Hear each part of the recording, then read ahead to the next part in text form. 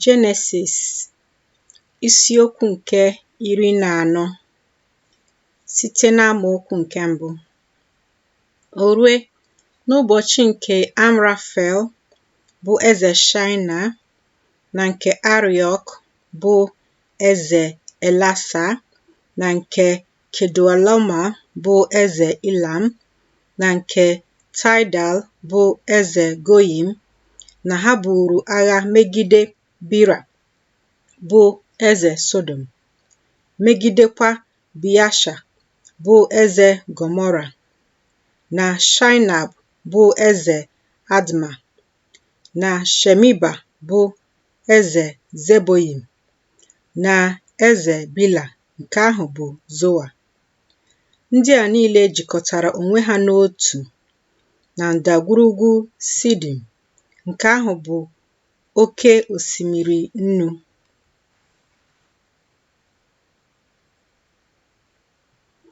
Arọ 12 ka ha fere Kedorlaoma.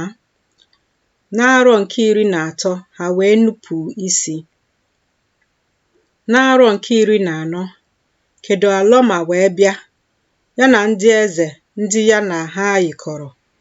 Ha tigbue Refaim na Ashterot Kanaim, na Zuzim n'ime Ham, na Imim n'ime Shave Kiriataim, na ndị Hoa n'ugwu ha bụ Sia, ruo El Paran nke dị n'akụkụ ọzara. Ha wee chigharịa bịa En Mishpat nke ahụ bụ Kedesh, tigbue ndị bi n'ọhịa niile nke ndị Amalek, tigbukwa ndị Amorite ndị bi na Hazazon Tema. Eze Sodom na eze Gomora na eze Adma na eze Zeboyim na eze Bila nke ahụ bụ Zoa wee pụọ, doo agha n'usoro imegide ha n'ime ndagwurugwu Sidim, imegide Kedorlaoma bụ eze Ilam, na Tidal bụ eze Goyim, na Amrafel bụ eze Shaịna, na Ariok bụ eze Elasa, eze 4 megide eze 5 ahụ. Ma ndagwurugwu Sidim bụ naanị olulu nke bitumen. Ndị eze Sodom na Gomora wee gbalaga daa n'ebe ahụ. Ndị fọdụrụ wee gbalaga n'ugwu. Ha wee chịrị akụ niile nke Sodom na Gomora na ihe oriri ha niile laa. Ha chịrịkwa Lot na akụ ya laa, bụ nwa nwanne Ebram, n'ihi na ya onwe ya bi na Sodom. Onye gbapụrụ agbapụ wee bịa gosi Ebram bụ onye Hibru, ma ya onwe ya bi n'etiti osisi terebint nke Mamre, bụ onye Amorite, nwanne Eshkol na nwanne Ana. Ndị ahụ bụkwa ndị ha na Ebram dị na ọgbụgba ndụ. Mgbe Ebram nụrụ na a dọtara nwanne ya n'agha, ọ chịpụta ndị ya eziri ibu agha, bụ ndị a mụrụ n'ụlọ ya, 15,018. O wee na-achụ ha ruo Dan.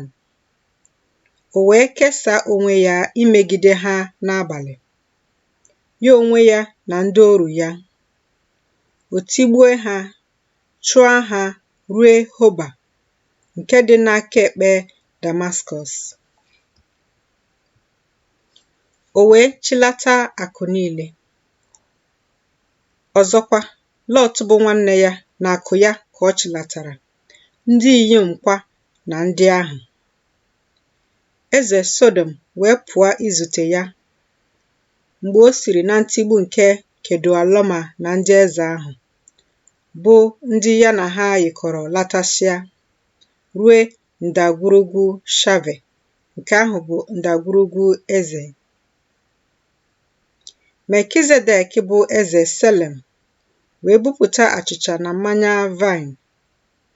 Onye ahụ bụkwa onye nchụàjà dịịrị Chineke nke kachasị ihe niile elu.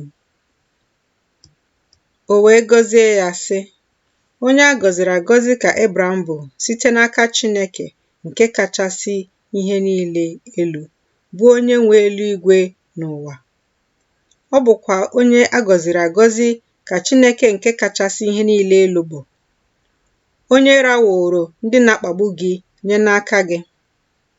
O wee nye ya otu ụzọ n'ụzọ iri n'ime ihe niile.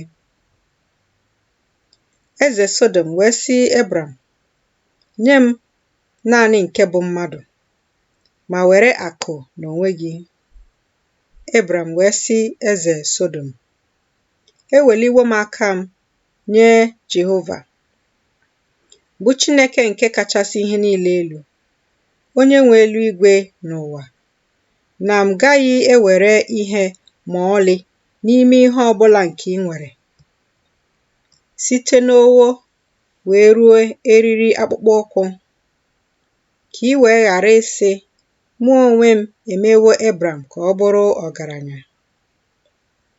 Ka ihe ọbụla ghara ịdịrị m, naanị ihe nke ụmụ okorobịa ndị a riri, na oke nke ndị ikom ahụ mụ na ha yikọrọ jee, Ana na Eshkọl na Mamre, ka ha onwe ha were oke ha.